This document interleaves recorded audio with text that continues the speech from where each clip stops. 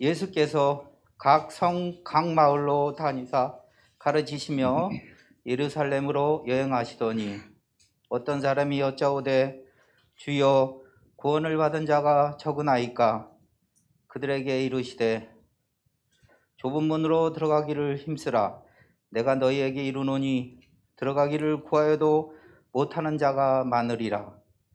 집주인이 일어나 문을 한번 닫은 후에 너희가 밖에 서서 문을 두드리며 주여 열어주소서 하면 그가 대답하여 이르되 나는 너희가 어디에서 온 자인지 알지 못하노라 하리니 그때 너희가 말하되 우리는 주 앞에서 먹고 마셨으며 주는 또한 우리의 길거리에서 가르치셨나이다 하나 그가 너희에게 말하여 이르되 나는 너희가 어디서 왔는지 알지 못하노라. 행악하는 모든 자들아 나를 떠나가라 하리라.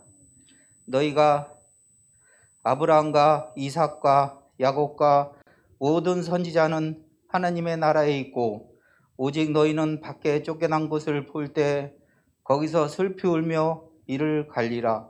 사람들이 동서남북으로 와서 하나님의 나라 잔치에 참여하리니 보라 나중 된 자로서 먼저 될 자도 있고 먼저 된 자로서 나중 될 자도 있느니라 하시더라. 아멘.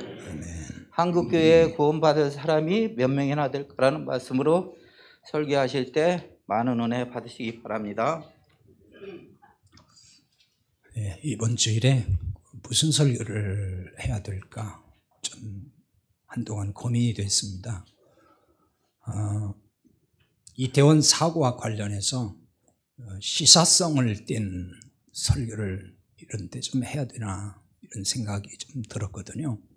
그래서 이걸 어떻게 할까 하다가 그런 시사성 있는 설교도 필요하겠지만은 이보다 더 시급한 것이 있구나 하는 생각이 들었습니다. 그것은 구원 문제를 좀 다시 다루어야 되겠다 하는 생각이었습니다. 시사성 있는 설교는 뭐 너도 나도 많이 하니까 제가 안 해도 될 것 같다는 생각이 들었고 가장 중요한 구원 문제 이것이 더 시급하다 이런 생각이 들었습니다. 그런 생각이 종종 들 때가 있는데요. 특히 우리 교회에 연세 많으신 분들이 많기 때문에 그런 생각을 종종 하곤 합니다. 특히 이태원의 끔찍한 사고를 접하면서 이런 생각이 더 들더라고요. 이 사고라고 하는 것은 뭐 이번에는 참 젊은이들이 안타까운 그런 희생을 당했지만은 사고라고 하는 건 꼭 젊은이들만의 문제는 아니잖아요. 남녀노소를 불문하고 이 시대를 살아가는 사람들에게는 항상 사고의 위험이 있습니다. 사고가 터지면은 그 뭐 대책을 안 세웠다, 뭘 잘못했다 이런 얘기가 쏟아지긴 하지만은 사고, 대형 사고는 과거에도 있었고 지금도 있고 앞으로도 있을 거예요. 그때마다 뭐 원하는 얘기가 많이 나와요. 그런데 그럼 사고가 예방되고 줄어드냐? 그렇지를 않아요. 계속해서 생각지도 못한 곳에서 사고가 탕펑 터질 때가 많습니다.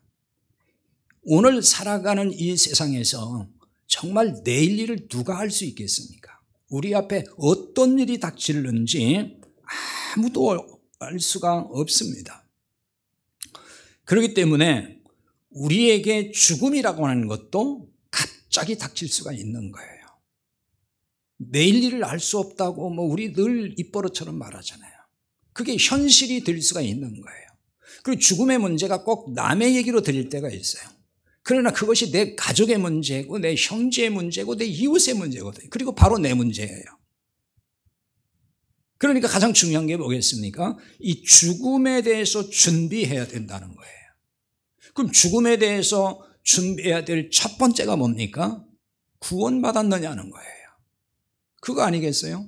세상 사람이야 뭐 그런 관심도 없으니까 이런 말을 하면 뭐 무슨 이상한 소리 한다 하겠지만은 그래도 우리가 이렇게 예배 자리에 앉아 있고 예수님을 부르고 뭐 말씀도 듣고 그러려고 하는 것은 구원 문제를 등한히 할 수 없는 것이고 이 구원 문제는 가장 중요한 본질의 문제잖아요. 이게 해결이 안 된 상태에서 갑자기 죽음을 맞이했다? 어떻게 되는 거죠? 끔찍한 거잖아요. 자, 이런 질문부터 한번 해보겠습니다. 죽을 뻔한 것이 좋은 겁니까? 살 뻔한 게 좋은 겁니까? 자칫 생각하면은 살 뻔한 게 좋지 하지만은 그게 좋은 말이 아니에요. 죽을 뻔했다는 얘기는 죽을 뻔했는데 살았다는 얘기가 되는 것이고 살 뻔했다는 얘기는 살 줄 알았는데 죽었다 그 얘기거든요. 그러니까 살 뻔한 게 좋은 게 아니고 죽을 뻔했다는 말이 그보다는 좋은 말이 되는 것입니다.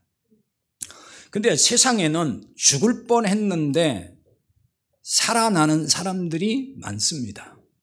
자, 이번에도 경북 봉화의 광산이 이렇게 붕괴가 돼가지고 지하 갱도에 두 분이서 매몰돼서 정말 오랫동안 221시간 동안 거기 갇혀 있었잖아요.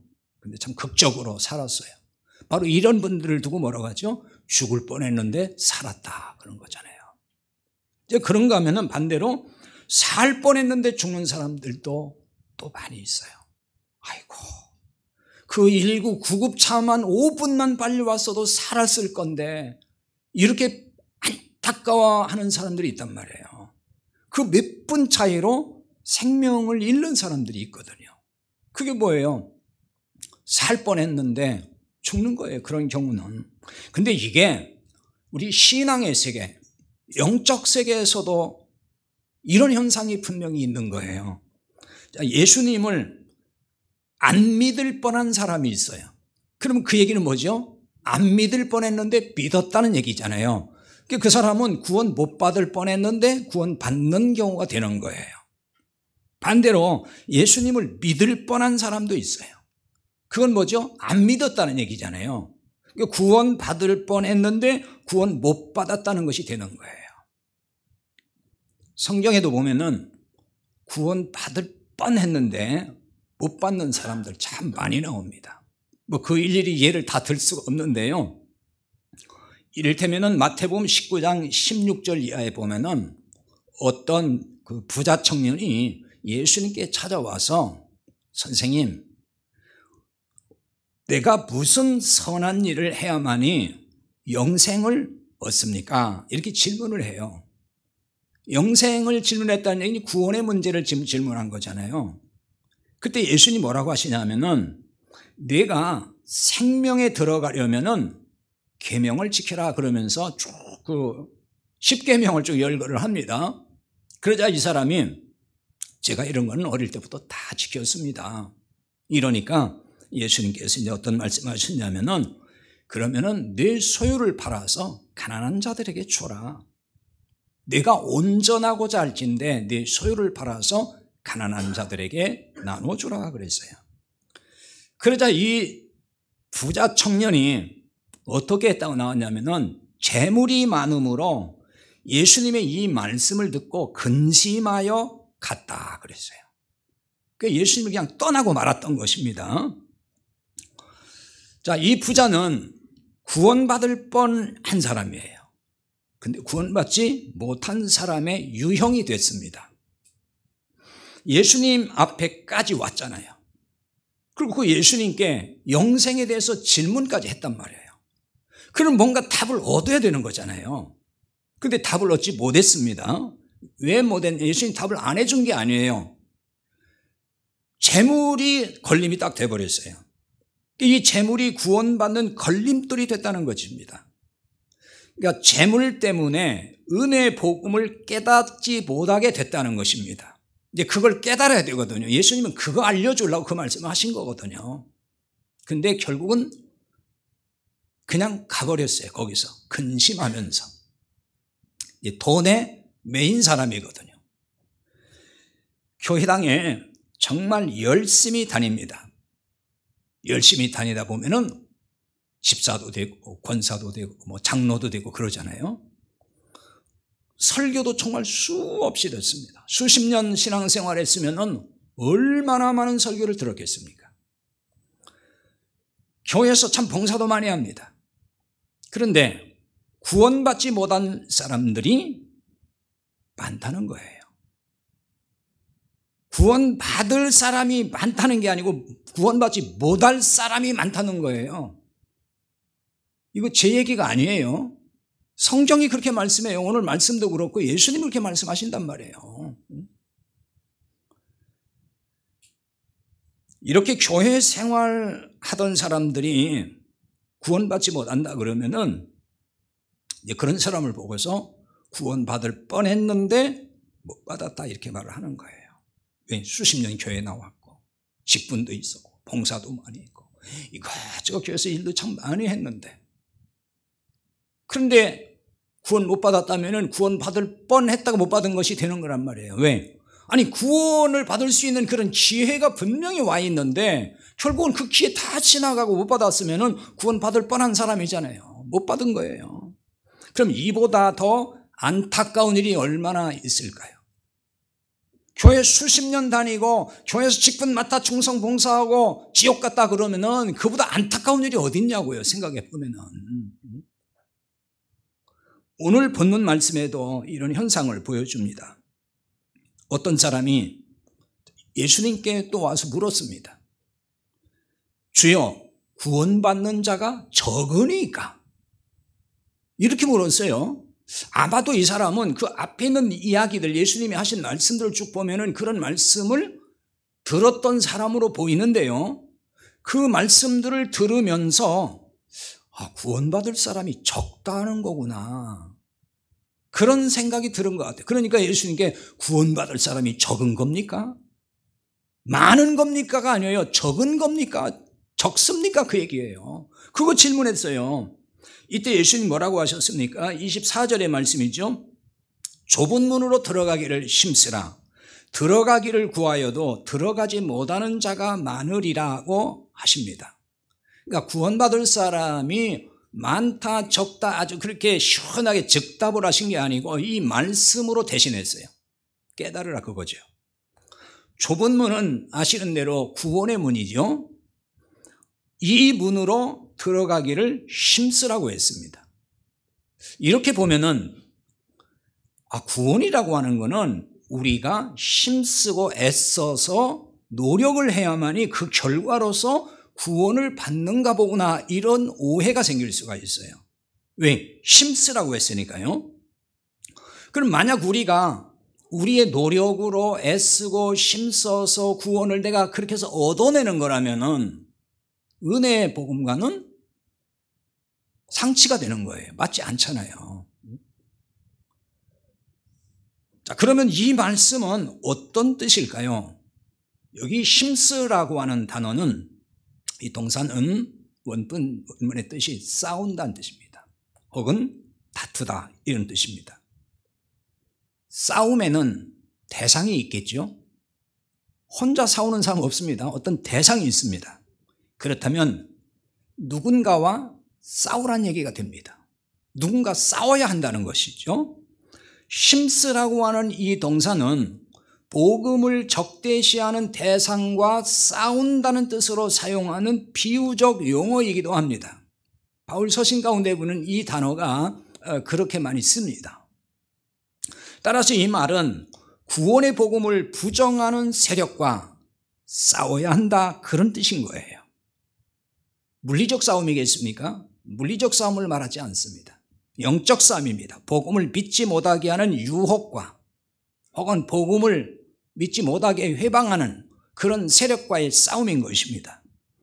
이 부분을 좀 더 이해하기 위해서 마태복음 7장 13절에서 14절을 보겠습니다. 여기도 너무너무 잘 아는 말씀이에요. 좁은 문으로 들어가라. 멸망으로 인도하는 문은 크고 그 길이 넓어 그리로 들어가는 자가 많고 생명으로 인도하는 문은 좁고 길이 협착하여 찾는 이가 적음이니라, 이렇게 나와 있습니다. 멸망으로 인도하는 문은 크고 넓다 그랬습니다. 문이 크고 넓어요. 그래서 어떻다는 거죠? 많은 사람이 그리로 들어간다는 것입니다. 찾는 이가 많다 그랬습니다. 근데 이게 멸망의 문이에요. 사망의 문이에요. 근데 그리로 가는 사람이 많다는 거예요. 다 그리로 간다는 것입니다. 그럼 이런 상황에서 대다수가 그 멸망의 문인 줄도 모르고 넓은 문 혹은 넓은 길 그게 좋다고 대다수가 다 그리 갑니다. 그러면 그 구원의 문으로 들어가기가, 즉 좁은 문, 구원의 문으로 들어가기가 쉬울까요? 어려울까요? 그 상황에서 어렵습니다. 왜 그렇죠?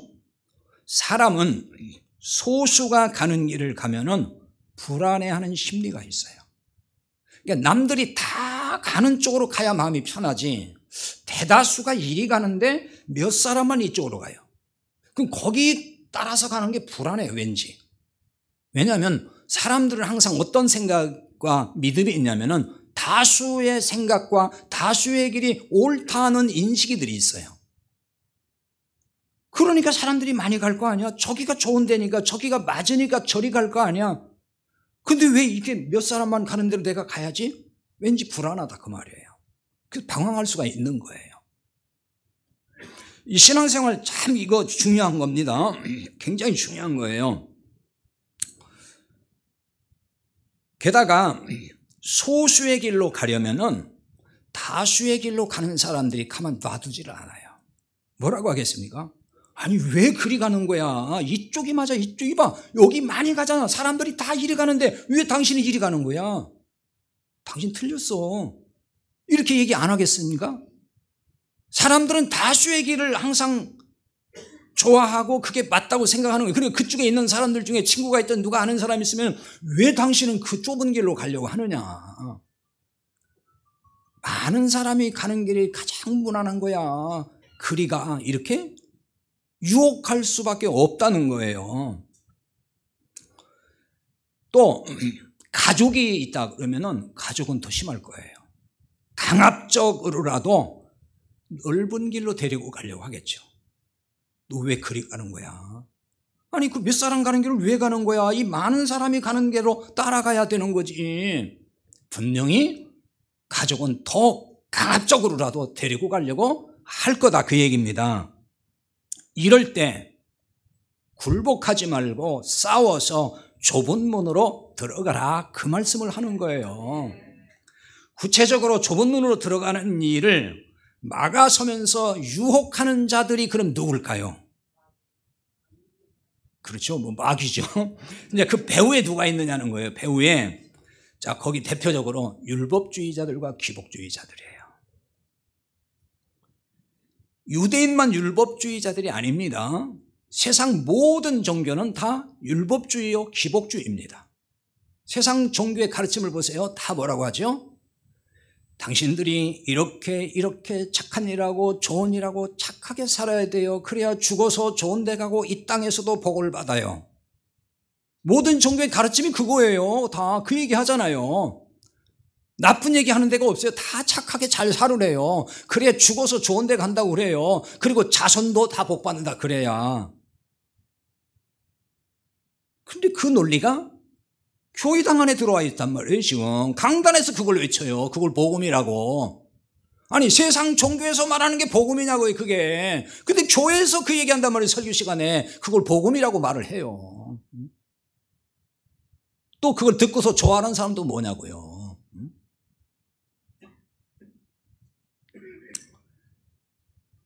율법주의 기복주의 신앙을 가진 자들은 항상 하는 말이 있어요. 믿어서만 되는 게 아니라는 거예요. 예수를 믿어서만 되는 거야. 행함이 따라야지. 너 이렇게 말하면 그럼 행하지 말라요. 이렇게 또 이상한 소리 하지 마세요. 지금 그 얘기하는 게 아니에요. 자, 구원은 믿음으로만 받지요. 안 그래요? 거기 플러스 대 행위가 포함돼야 돼요? 이게 대답이 시원찮으면 이게 아직도 거기 헷갈리는 거예요 지금. 예수님이 공로에다 그 공로가 조금 부족하니까 내 행위를 좀 이렇게 보태야 되냐고요. 그 부분이 빨리 정리가 돼야 돼요. 이게 정리가 안 되니까 맨날 이런 얘기에 그냥 넘어간단 말이에요. 거짓복음에. 예수님의 구원 사역은 십자가에서 죽으신 그 구원의 은혜는 완벽한 거예요. 우리 인간이 거기다가 일도 보탤 게 없어요. 그걸 은혜로 구원받는다 그러는 거예요. 내 공로가 일이라도 플러스 되면은 그건 은혜로 구원받는 게 아니에요. 예수님의 은혜, 내 공로 이렇게 되는 거지. 거기서 왔다 갔다 하지 마세요. 그게 정리가 안 돼 있으니까 그냥 왔다 갔다 헷갈리는 거예요. 그런 식의 설교를 하면 또 그것도 좋아서 아멘 그러고, 또 아니다 그러면 또 그것도 아멘 그러고, 이게 뭐냐고요 도대체. 보통 이 율법주의, 기복주의 특징이 그거예요. 구원받으려면 예수님을 믿기만 하면 안 되고 율법의 행위가 따라야 된다. 근데 여러분, 율법의 행위라는 말을 안 쓰더라도, 꼭 그렇게 말을 해야 율법의 행위라는 말을 하는 게 아니에요. 그렇게 안 쓰더라도, 예를 들어서 당신 구원받고 복받으려면은 충성해야 돼, 열심히 뭘 해야 돼, 선한 일을 해야 돼, 막 봉사해야 돼, 헌금 잘해야 돼. 그게 율법의 행위를 지금 얘기하는 거예요. 그 말을 율법의 행위라는 말을 안 하고 그렇게 말을 바꿔 말하면 사람들이 거기는 율법 행위 얘기 안 해요. 또 이렇게 얘기한단 말이에요. 그걸 정리가 안 되니까, 용어에 대한 정리가 안 되니까 자꾸 이렇게 헷갈려 하는 거예요. 그게 다 그 말이에요. 율법의 행위가 따라야 구원받고 복받는다. 이런 논리가 한국 강단을 지배하고 있어요 지금. 이게 바로 비복음이고 혹은 반복음이에요. 이건 복음이 아니에요. 바로 이러한 사상과 이런 가르침과 싸우라는 거예요. 그런데 이 같은 반복음적인 사상과 싸우지 아니하고 이들의 논리에 수긍하고 그래 그게 맞지 하면서 율법의 행위를 의지해서 자기 의의를 붙들고 나가게 되면 그 사람 구원 받을까요? 그래도 교회 나와서 내 예수님 믿는다고 했으니까 구원받죠. 이렇게 말하면 안 되는 거예요. 그 사람은 지금 복음이 뭔지 모르는 거예요.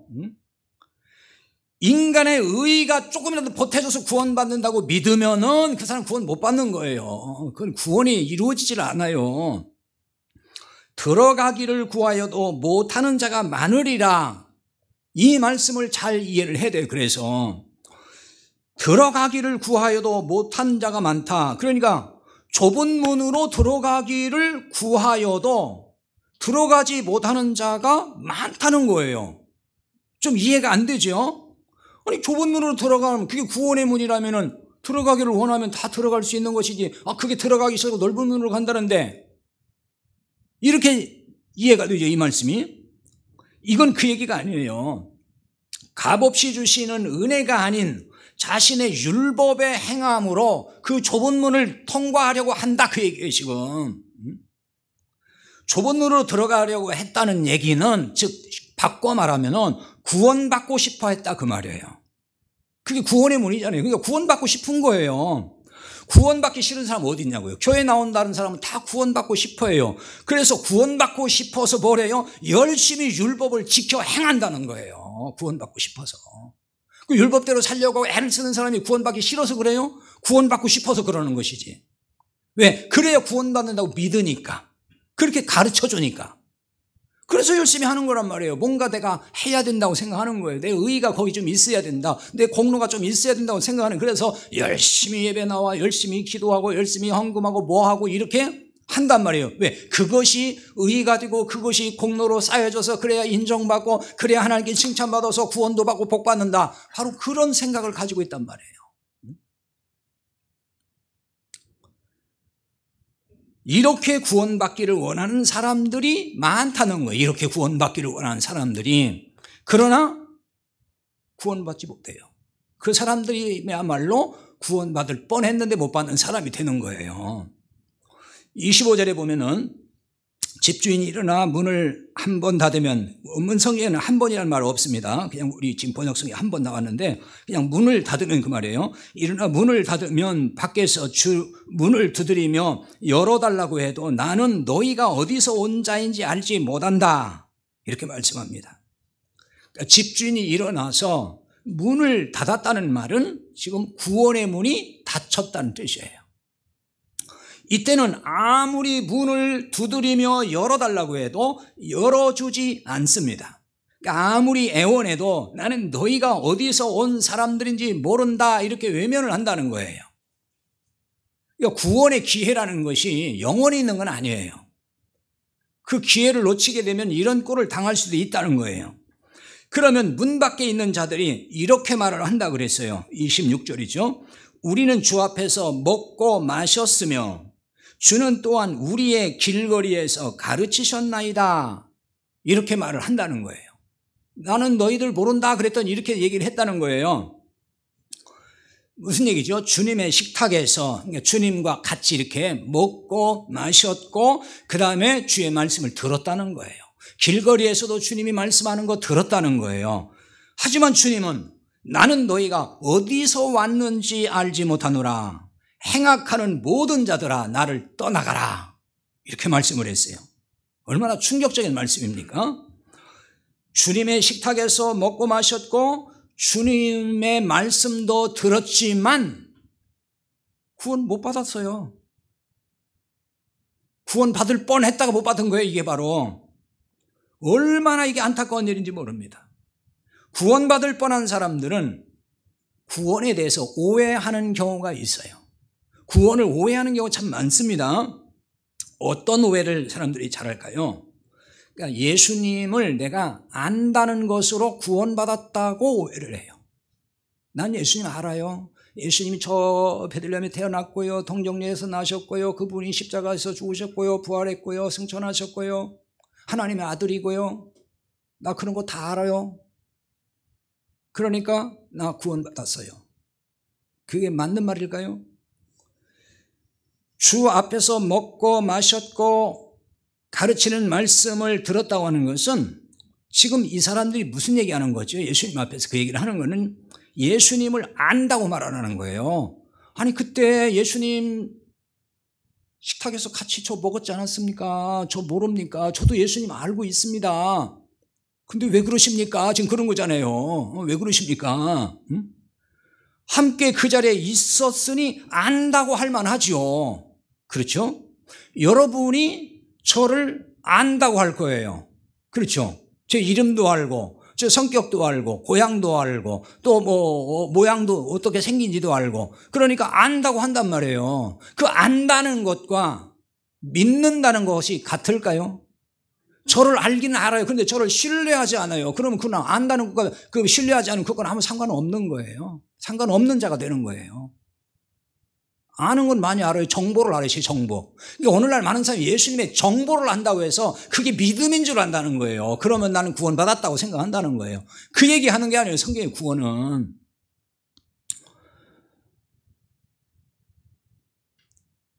귀신도 예수님을 알아요. 귀신은 귀신같이 알아요. 마가복음 3장 11절에 보면 그런 말씀이 있어요. 더러운 귀신들도 어느 때든지 예수를 보면 그 앞에 엎드려 부르짖어 이르되 당신은 하나님의 아들이니이다. 귀신도 뭐라고 했냐면 예수님을 보고 당신은 하나님의 아들입니다. 그거 알아요. 우리도 다 알잖아요. 교회 나오면 다 알아요. 예수님 하나님의 아들이다, 독생자다, 뭐 이런 거 다 알아요. 지식적으로. 그럼 귀신이 그거 알으니까 귀신이 구원받은 거예요? 안다는 것과 믿는 거는 같은 게 아닙니다. 물론 성경에서 안다는 개념은 우리가 안다는 개념과는 좀 달라요. 성경이 하나님을 알자, 예수님을 알아야 된다. 그 안다는 건 정보를 말하는 게 아니고 주님과 우리와 연합을 말하는 거예요. 연합, 경험을 통해서 안다. 근데 우리는 그 안다는 얘기가 아니고 우리가 보통 안다고 할 때는 지식으로 그냥 정보로서 안다는 걸 자기가 안다고 생각한단 말이에요. 그건 구원과 아무 상관이 없어요. 이들은 예수님을 아는 것보다도 예수님을 그리스도로 믿어야 한다는 사실, 그걸 몰랐던 거예요. 예수님과 먹고 마시고 예수님이 가르치는 말씀도 들었지만 그분이 메시아 구원의 주님인 것으로 믿지는 아니했다는 것입니다. 예수님을 구원의 주님으로 받아들이지 아니했다는 얘기예요. 그 어떻게 이 사실을 알 수가 있을까요? 예수님은 27절에서 이들을 행악하는 모든 자들이라 이렇게 말씀했어요. 행악하는 자들이라 그랬습니다. 잘못하면은 이런 그 번역된 말 때문에 또 오해할 수 있어요. 그러니까 이 사람들이 구원 못 받은 거는 처음에는 구원을 받았는데, 처음에 예수 믿고 예수님과 같이 식사하고 말씀 듣고 거기서 구원 받았는데, 어느 날 나쁜 짓을 많이 했구나, 악한 행동을 많이 했구나, 행악, 즉 악을 많이 행했기 때문에 결국은 그것 때문에 예수님이 나 너 몰라 이래서 구원 못 받고 그냥 지옥에 가는구나, 이렇게 또 이걸 이해하면 안 됩니다. 그러니까 참 성경을 잘 봐야 돼요. 그러니까 사람들이 구원이 탈락된다고 자꾸 얘기를 하는 거예요. 이런 걸 보고서 행악을 하면 탈락된다. 행악이라는 이 단어는 그런 얘기를 하는 게 아니에요. 원문의 뜻을 보면은 의롭지 않다, 불의, 그 뜻이에요. 의롭지 않다, 의롭지 않다 그 말이에요. 그럼 이게 무슨 말이죠? 자, 이 부분은 많이 들어서 알 거예요. 하나님을 떠난 죄인이 의롭게 되려면 어떻게 되는 거예요? 어떻게 될 수 있어요? 예수님을 믿음으로 되는 거예요. 내가 뭐 착한 일을 해서 인정받아가지고 의롭게 되는 게 아니에요. 성경이 말하는 의로움은 예수 그리스도를 믿음으로 되는 거예요. 로마서 3장 22절의 말씀이에요. 예수 그리스도를 믿음으로 말미암아 모든 믿는 자에게 미치는 하나님의 의인이 차별이 없느니라 그랬어요. 하나님의 의, 예수님을 믿는 자에게 미친다, 즉 믿는 자 안에 넣어준다는 거예요. 그 의를, 하나님의 의로우심을 우리에게 입혀준다는 거예요. 예수님을 믿는 자에게. 그럼 예수님의 무엇을 믿어야 될까요? 그래서 로마서 3장 23절 이하로 쭉 보면은 이렇게 말씀해요. 모든 사람이 죄를 범하였으며 하나님 영광에 이르지 못하더니 그리스도 예수 안에 있는 속량으로 말미암아 하나님의 은혜로 값없이 의롭다 하심을 얻은 자 되었느니라, 이렇게 말씀해요. 그리스도 예수 안에 있는 속량으로 말미암아. 이 속량 참 어려운 단어예요. 그런데 이 뜻이 뭐냐면 몸값, 속전, 그런 뜻입니다. 자세한 얘기는 하지 않겠습니다.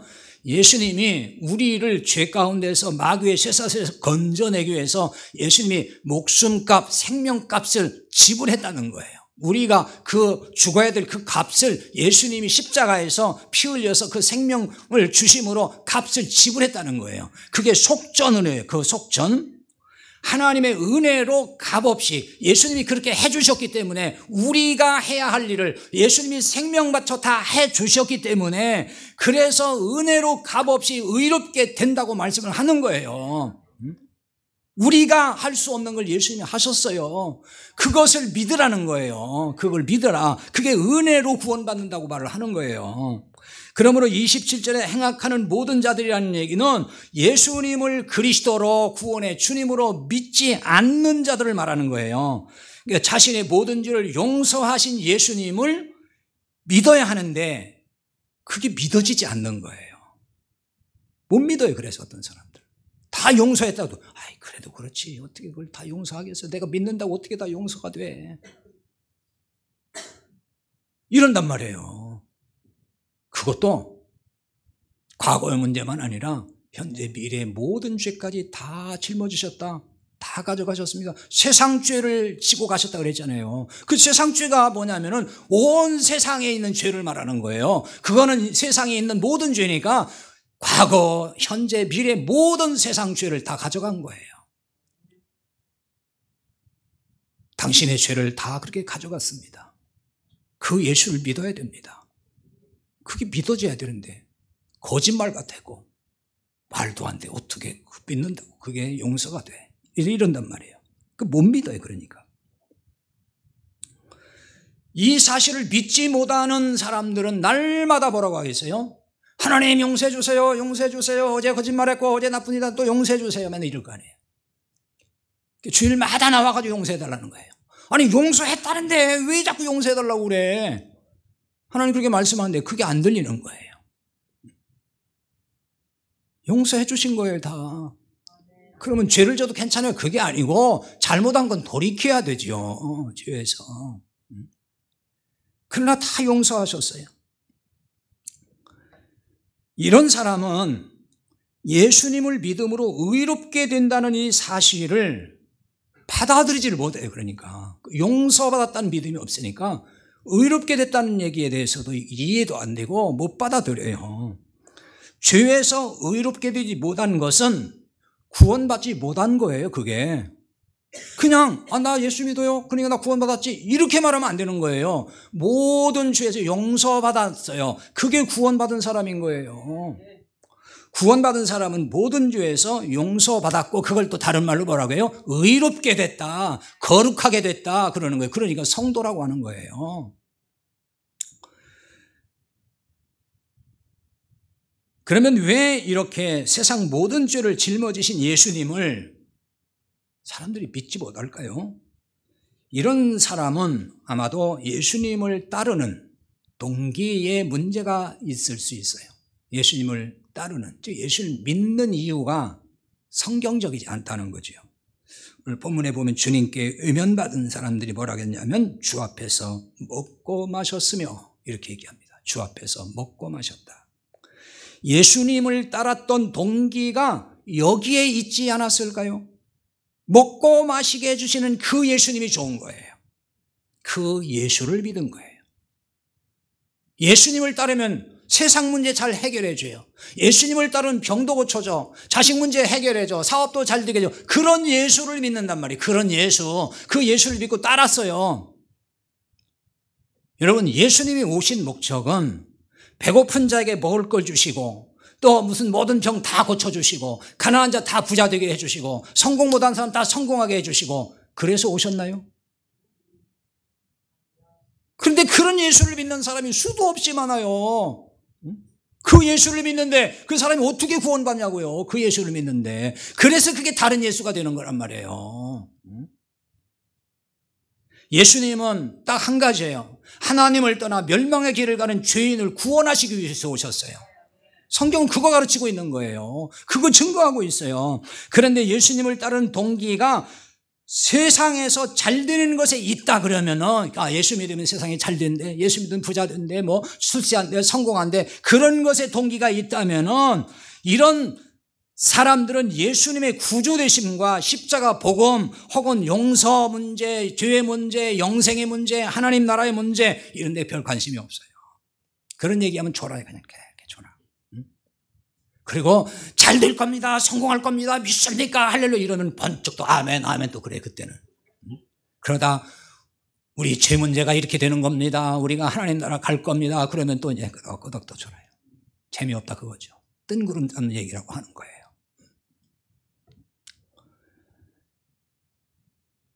근데 예수님을 따르는 동기가 세상에 있다 보면은 이렇게 정말 관심 가져야 될 때 관심을 갖지 않아요. 엉뚱한 데 관심을 갖고 교회 다니는 거죠. 그러니까. 자, 여러분의 관심은 어디에 있습니까?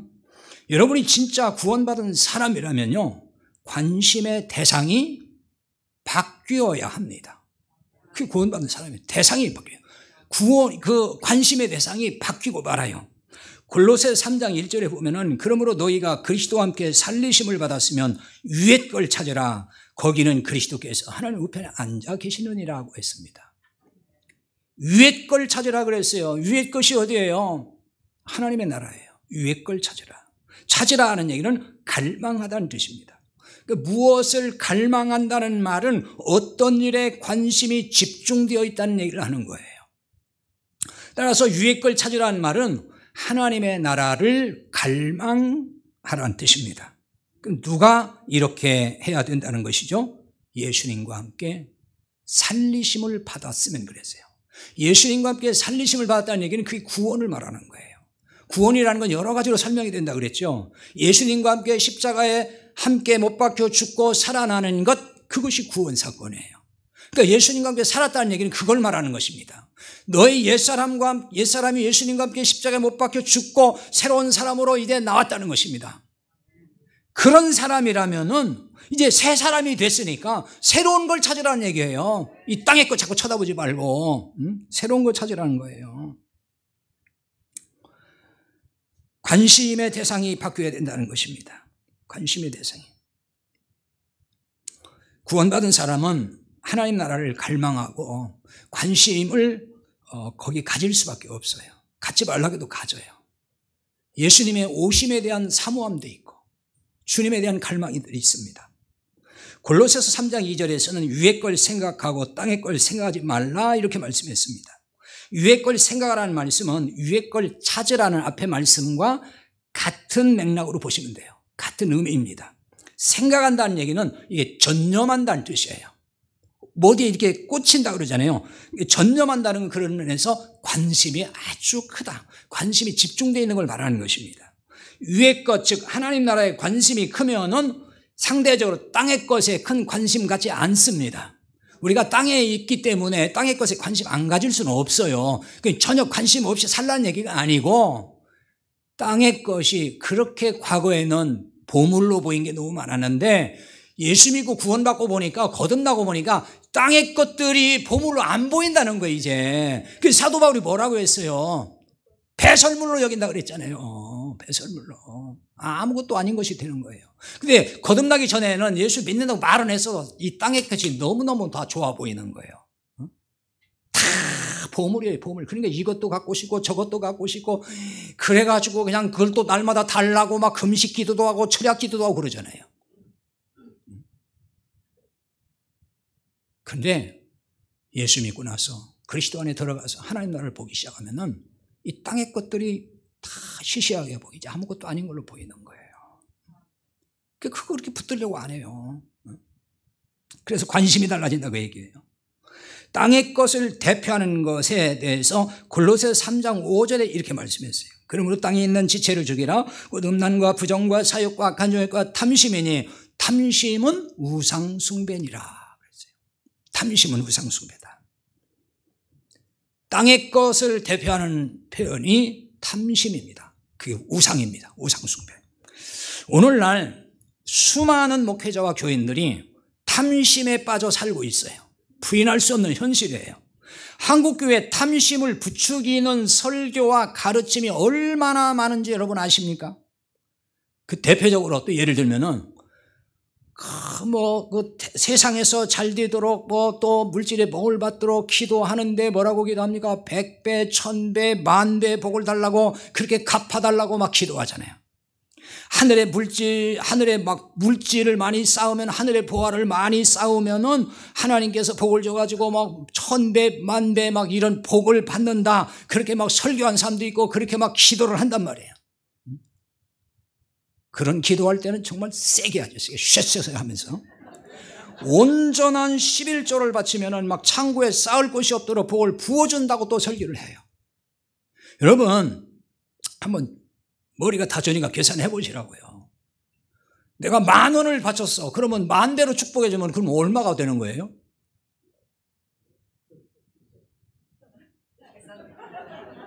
금방 부자 돼. 그렇게 되면은 금방. 그렇잖아요. 다 금방 부자 되지. 그렇게 되면은. 가난하게 살 기독교인이 어디 있어요? 그러면은 다 부자대로 살아야 돼. 그런데 왜 가난한 기독교인이 있냐고요? 왜 가난한 목사가 있냐고요? 그러니까 그런 거는 정말 허망한 소리를 하는 거예요. 그런 기도는 정말 허망한 기도를 하는 거예요. 말도 안 되는 기도를 하는 거예요. 그런데 왜 그걸 듣고 아멘 아멘 하냐고요. 좋아서.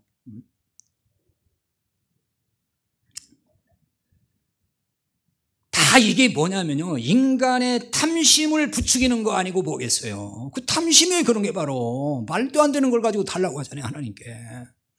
아니 성경에 하나님께 주신다고 약속이라는 데 해서 몰라요. 그런 거 약속한 적이 없어요. 그런데 그거 달라고 기도하니 하나님이 그 기도 들어주겠냐고요. 기도 안 차는 거지. 이런 목회자와 교인은 구원받을 뻔했다가 지옥 가는 사람이 될 거예요. 이런 얘기하면 뭐 그렇다고 뭐 지옥 가. 그 예수 나도 믿는다고 하는데 다른 예수 믿었잖아요. 탐심을 부추기는 말을 복음이라고 외쳤고 그것을 믿고 있으니 어떻게 구원받느냐고요. 한번 생각을 해봐요. 교회 평생 다니고 주님을 믿는다고 했지만은 주님의 마지막 날 그럴 거예요. 나는 너를 모른다 그럴 거예요. 오늘 26절에 보면 우리는 주 앞에서 먹고 마셨으며 주는 또한 우리를 길거리에서 가르치셨나이다. 이렇게 말씀했어요. 그러니까 주님 앞에서 먹고 마실 때 주님이 말씀을 가르칠 때 그때가 뭐예요?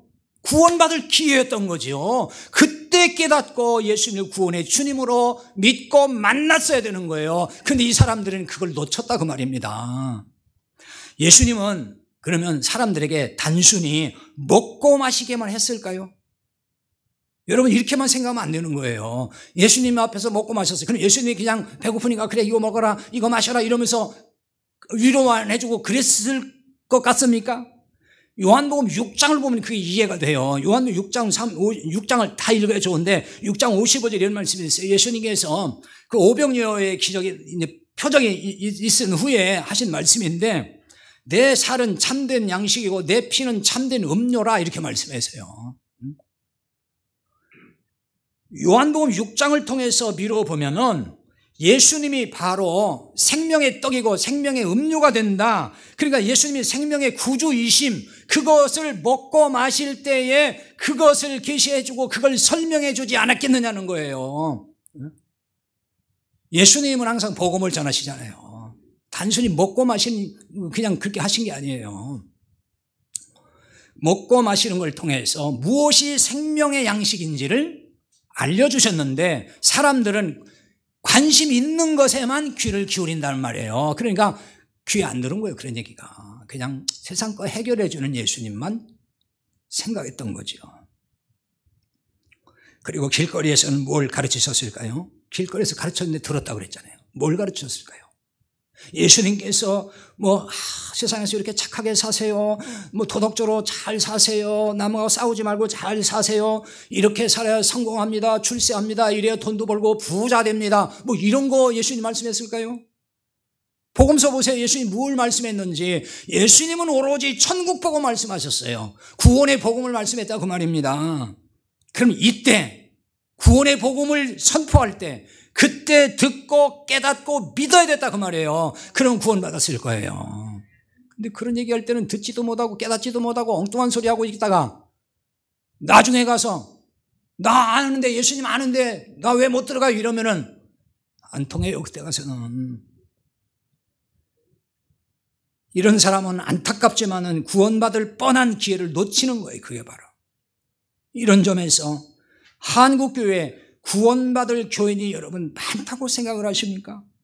아마 이렇게 얘기하면 많지요. 얼마나 많은 사람이 그 사람들이 다 예수 잘 믿어요. 열심히 내고 많다고 얘기하면 예수님 말씀과 맞아요? 틀려요?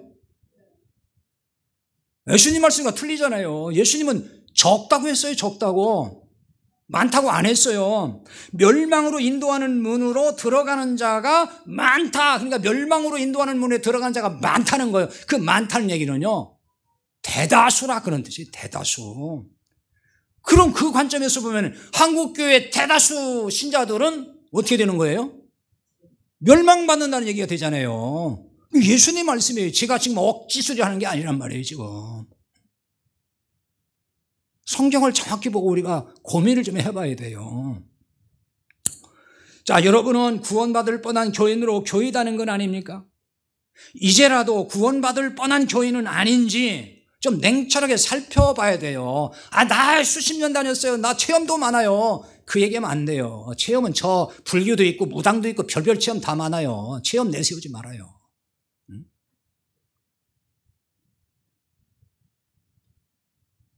우리가 이런 고백이 나올 수 있어야 돼요. 나는 율법주의 신앙에 빠졌었고 기복주의 신앙에 빠졌었고 신비주의에 빠졌었고 인본주의에 빠졌었는데 그래서 구원 못 받을 뻔했는데 복음 듣고 나는 구원받았습니다. 이런 고백들이 나와야 되는 거예요. 목사의 심정이 뭐겠습니까? 예수님의 심정 똑같고 여러분 모두가 다 한 사람도 빠짐없이 구원받는 거잖아요. 하나님은 모든 사람이 구원받기를 원하신다 그랬어요. 우리 모두가 다 빠짐없이 구원받고 이 땅에 살면서 정말 주님 오시기를 사모하고 그러다가 주님 앞에 다 기쁨으로 설 수 있기를 바랍니다. 기도하십시다.